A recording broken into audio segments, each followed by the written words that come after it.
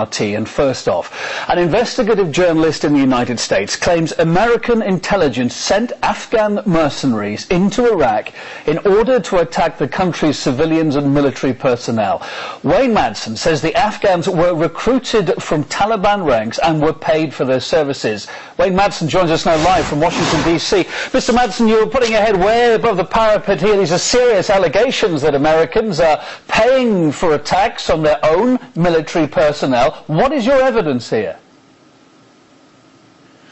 Well, a very credible Western intelligence source who was stationed in Iraq in 2007 reports that during that year a 40-foot-long tractor-trailer was stopped on the Karata Bridge in Baghdad by Iraqi police officers. When they looked in the back of the trailer, they found 30 to 40 Taliban guerrillas who said that they were brought in by the United States to stir up trouble in Iraq, to attack civilians and coalition forces. When the Iraqi police attempted to detain them for further questioning, the U.S. military commanders told them to let them go.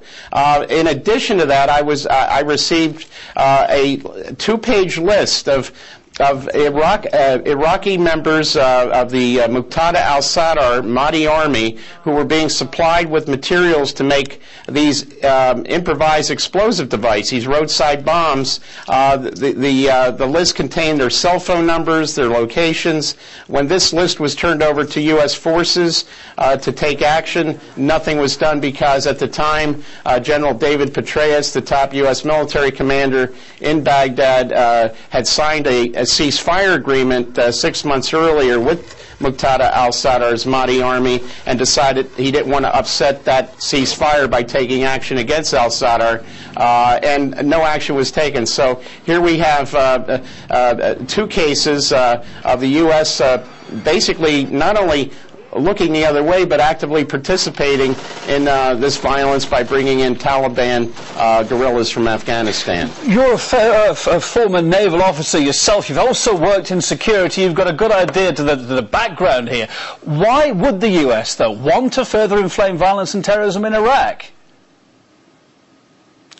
Well, we just have to look at the whole panoply of crimes of the Bush and Cheney administration, everything from torture to the phony intelligence that got us into the war in Iraq, to see that there were geopolitical and oil and energy interests that were preeminent to keep U.S. forces inside Iraq. And what better way than to generate these what are known as false flag terror attacks.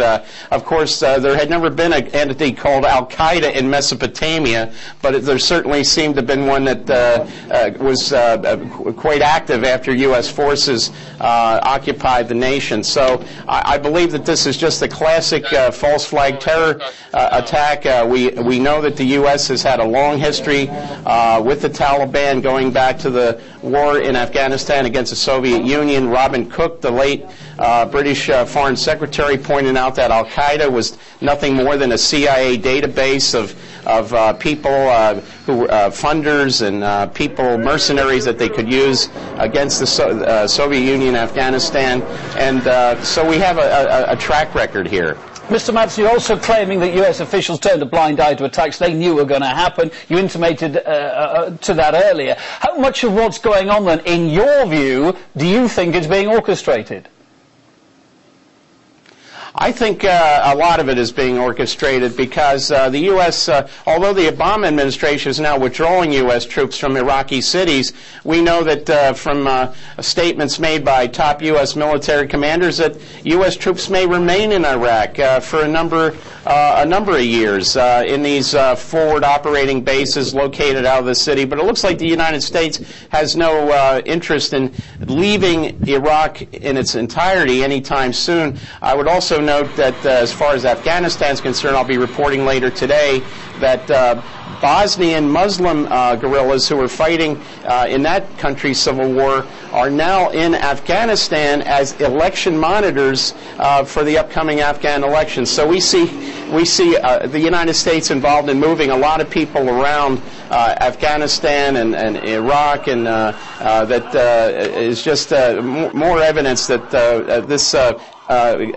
government is interested more in perpetuating violence than in doing anything to stop it. Well, Wayne Madsen, I'm afraid we've got to leave it there. Wayne Madsen, investigative journalist and RT contributor from Washington, D.C. Thank you for your thoughts on the program today.